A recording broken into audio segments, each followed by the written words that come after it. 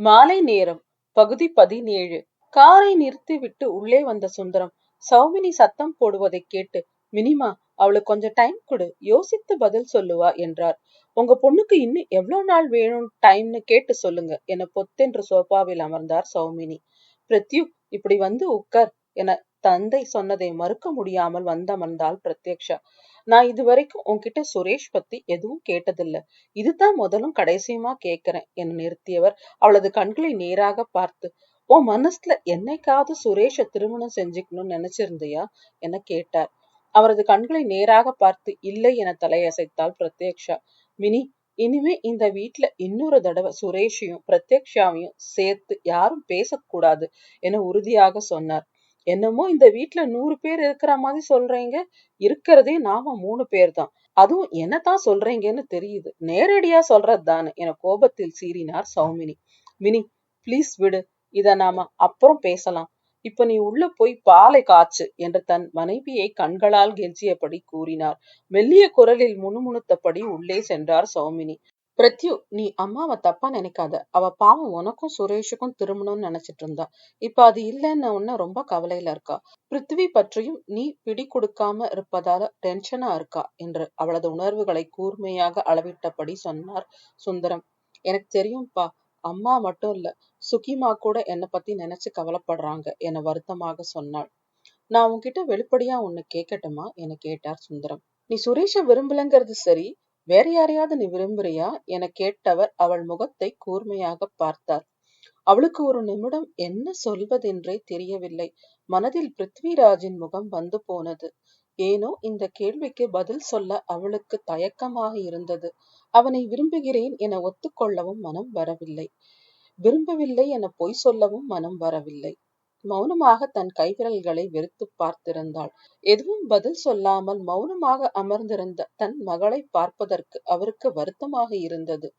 3 மாதம் முன்பு மூணார் செல்லும் போது கூட கலகலப்பாக இருந்தவள், பட்டாம்பூச்சி போல சுற்றி வந்தவள், இப்படி 2 மாதமாக அமைதியானது மனதை வருத்தியது.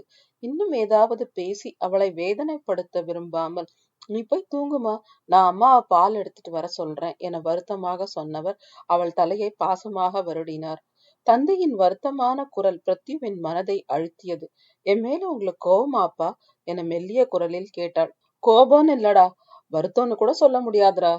பிருத்வியை பற்றி விசாரிச்சதுல நல்ல பையனா தெரியறான், நல்ல குடும்பம்னு தெரிஞ்சது. பிருத்வி உனக்கு பொருத்தமானவனா இருப்பான்னு எனக்கு தோணுது. என்ன மாதிரியே அவனும் உன்னை நல்லா பாத்துப்பான்னு என் உன் மனசு சொல்லுது. நல்ல இடம் வரும்போது விட வேணான்னு நினைச்சேன், அதனாலதான் ஒரு இன்ஃபார்மல் கெட் டுகெதர் மாதிரி இருக்கட்டும்னு உன்னை கூட்டிட்டு போனேன். உனக்கு பிடிக்கலன்னா வேணாம், நீ போய் தூங்கு என முடித்தார். அப்பா, எனக்கு பிருத்திவியை என தொடங்கிய மகளை கையமர்த்தி தடுத்தவர், ஒருத்தரை பிடிச்சிருக்கு என சொல்வதற்கு நம்மால பல காரணங்களை சொல்ல முடியும், பிடிக்கலன்னா பிடிக்கலதான், காரணம் எல்லாம் தேவையில்லை. உன் முடிவு எதுவானாலும் இப்ப பேச வேணாம், நாளைக்கு நிதானமா நம்ம பேசலாம் என அவளை தோளை தட்டி அனுப்பி வைத்தார் சுந்தரம். சமையல் அறையை சுத்தம் செய்துவிட்டு பாலுடன் வந்த சௌமினி பிரத்யு மௌனமாக தன் அறைக்கு செல்வதை வருத்தத்துடன் பார்த்தார். தன் மனைவியின் கையில் இருந்த பால் டம்ளரை வாங்கி கீழே வைத்தவர், மினிமா, எனக்கு உன் வருத்தம் புரியுது, கொஞ்ச நாள் பொறுத்துக்கோ, பொறுமை தேவை, இப்போ அவ ஒரு நல்ல பதிலா நம்மளுக்கு சொல்லுவா என்றார் சுந்தரம். தன் அறைக்கு வந்தவள் டிரெஸ்ஸை கூட மாற்ற தோன்றாமல் படுக்கையில் விழுந்து கண்மூடி படுத்துக் கொண்டாள். கணவருடன் பேசிவிட்டு பாலுடன் மகளின் அறைக்கு வந்த சௌமினி தூங்குபவளின் நெற்றியில் முத்தமிட்டு போர்வையை நன்றாக காது வரை இழுத்து போர்த்திவிட்டு கதவை சாத்திவிட்டு சென்றார். இது என்ன விதமான உணர்வு என புரியாமல் பிரத்யக்ஷாவின் மனம் தவித்தது. ஏன் என்று தெரியாமல் கண்ணீர் வழிந்தது. இதற்கெல்லாம் காரணம் பிருத்விராஜ் என்று அவன் மேல் சொல்ல முடியாத அளவு கோபம் வந்தது. கோபம்தான் வந்ததே தவிர அவன் மேல் வெறுப்பு வரவில்லை. இன்று அவனிடம் தான் பேசாததால் வருத்தப்படுவானே என நினைத்து இதயத்தில் பாரம் அழுத்தியது. தன் மன உணர்வுகளின் போராட்டத்தினால் நடு இரவை தாண்டி தூங்கியே போனாள். மறுநாள் காலை சுந்தரம் கண்டிப்பாக சொல்லி இருந்ததால் சௌமினி பிரத்யக்ஷாவிடம் திருமண விஷயத்தை பற்றி பேசாமல் வங்கிக்கு அனுப்பி வைத்தார். வேலையில் எப்பவும் போல் தன்னை மறந்தவள் செல்போனின் அழைப்பில் கவனம் கலைந்தாள். ஒரு நொடி பிருத்விராஜாக இருக்குமா என நினைத்து மனது பரபரத்தது.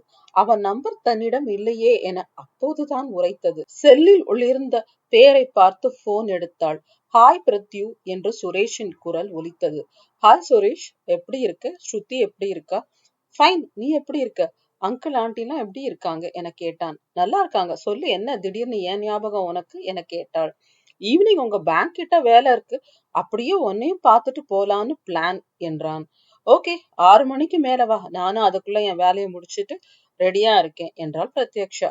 6 மணிக்கு மேல் வந்த சுரேஷ் அவளை அழைத்து வந்த இடம் பெசன் நகர் எலியட்ஸ் பீச்.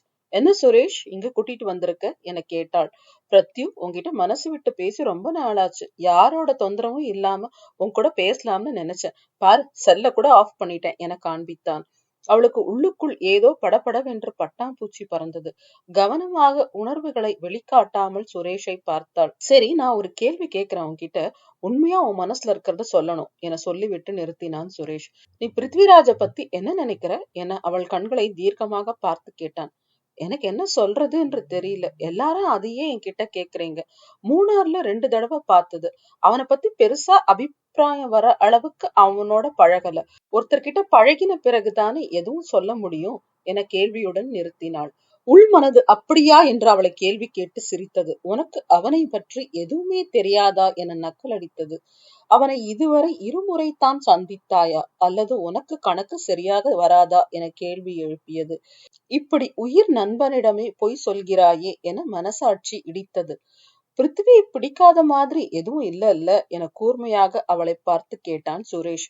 அதுதான் முன்னாடியே சொன்னேனே என உதடுகள் கூறினாலும் கண்கள் அலைப்பாய்வதை அவளால் தடுக்கவே முடியவில்லை. பிருத்யு, நீ என்கிட்ட இருந்து ஏதோ மறைக்கிறேன்னு தோணுது எனக்கு. உனக்கும் அவனுக்குள்ள ஏதாவது பிரச்சனையா என சுரேஷ் மறுபடியும் கேட்டபோது மனம் தத்தளித்தது. எல்லாவற்றையும் சொல்லிவிட தோன்றியது. இதுவரை சுரேஷிடம் எதையும் மறைத்ததில்லை. இவனிடம் மனம் விட்டு சொன்னால் கண்டிப்பாக புரிந்து கொள்வான். ஏன் பிருத்வியிடம் சண்டைக்கு கூட செல்வான். சுரேஷ் பள்ளி நாட்கள் முதல் கல்லூரி நாட்கள் வரை இவளிடம் எந்த பையன் வம்பு செய்தாலும் சண்டைக்கு சென்றிருக்கிறான். அடிதடை வரைக்கும் கூட போயிருக்கின்றது. பிருத்வியிடம் இவன் மனம் வருந்தும்படி ஏதாவது சொல்லி விடுவான் என்ற நினைப்பே அவளை எதையும் சொல்ல முடியாமல் தடுத்தது. மனதை திடப்படுத்தி கொண்டவள் எதுவும் இல்லை என தலையசைத்து மறுத்தாள். எதுவுமே இல்லைன்னா ஏன் அவனை கல்யாணம் செஞ்சுக்க மாட்டேன்னு சொல்ற என சுரேஷ் மடக்கிய போது ஒரு வினாடி திகைத்தே போனாள். பிருத்வி உன்கிட்ட சொல்லி இருப்பான்னு நினைக்கிறேன். He is madly in love with you. Prathyu, நான் உன்னோட பெஸ்ட் ஃப்ரெண்ட், என்ன மாதிரியே அவனும் உனக்கு ஒரு நல்ல ஃப்ரெண்டா இருப்பான்னு தோணுது. லைஃப் பார்ட்னர் ஒரு நல்ல ஃப்ரெண்டா இருக்கிறது ஒரு கிஃப்ட். அவன் மேல எதுவும் வெறுப்பு இல்லைன்னா, அல்லது உங்களுக்குள்ள வேற எந்த பிரச்சனையும் இல்லைன்னா, நீ ஏன் அவனை கல்யாணம் செஞ்சுக்க கூடாது என கேட்டான். எதுவும் பதில் சொல்லாமல் அலைகளை வேடிக்கை பார்த்தபடி அமர்ந்திருந்தாள் பிரத்யக்ஷா. பிரத்யு, இது உன் லைஃப், எனக்கு உன்னை நல்லா தெரியும். நீ எதையும் நிதானமா யோசிச்சுதான் முடிவெடுப்ப. மத்த பெண்களைப் போல எளிதில் உணர்ச்சி வசப்படுற ஆள் இல்ல நீ. நன்றாக யோசிச்சு பதில் சொல்லு. டேக் யூர் டைம், பட் ஒரு நல்ல லைஃபை மிஸ் பண்ணிராத பிளீஸ் என கூறி முடித்தான் சுரேஷ். எதுவும் சொல்லாமல் கடல் அலைகளை மௌனமாக பார்த்து யோசித்தபடி இருந்தாள் பிரத்யக்ஷா. சுரேஷிடம் எப்படி சொல்வது? பிருத்வியின் எதிரில் எனது உணர்வுகளை கட்டுப்படுத்தவே முடியவில்லை என்று, கோபமோ வருத்தமோ எதையும் அவனிடம் மறைக்க முடியாமல் திணறுகிறேன் என்று, காதலையும் தான் கட்டுப்படுத்த முடியவில்லை என நினைத்தாள். காதலா, அதுவும் அவனிடமா என நினைத்தவள் அன்று காரில் அவனிடம் நெகிழ்ந்தது காதல் இல்லை என்றால் வேறு என்ன என தன்னையே கேள்வி கேட்டுக் கொண்டாள். மறுநாள் காலை கையில் பேப்பருடன் காஃபியை ரசித்து குடித்துக் கொண்டிருந்த சுந்தரத்தின் அருகே வந்து நின்றாள். சௌமினி டிவியில் பக்தி சேனல் பார்த்து கொண்டிருந்தார். குட் மார்னிங் குட்டிமா என சொன்ன சுந்தரம் பேப்பரில் கவனத்தை திருப்பினார். குட் மார்னிங் பா என்று சொன்னவள், அப்பா அம்மா உன்கிட்ட ஒன்னு சொல்லணும் என்றாள். என்ன குட்டிமா என பேப்பரை கீழே வைத்தார். சௌமினியும் டிவியை அணைத்து விட்டு, என்ன பிரத்யு என கேட்டார். எனக்கு பிருத்வியை திருமணம் செய்து கொள்ள சம்மதம் என நிதானமாக கூறினாள் பிரத்யக்ஷா.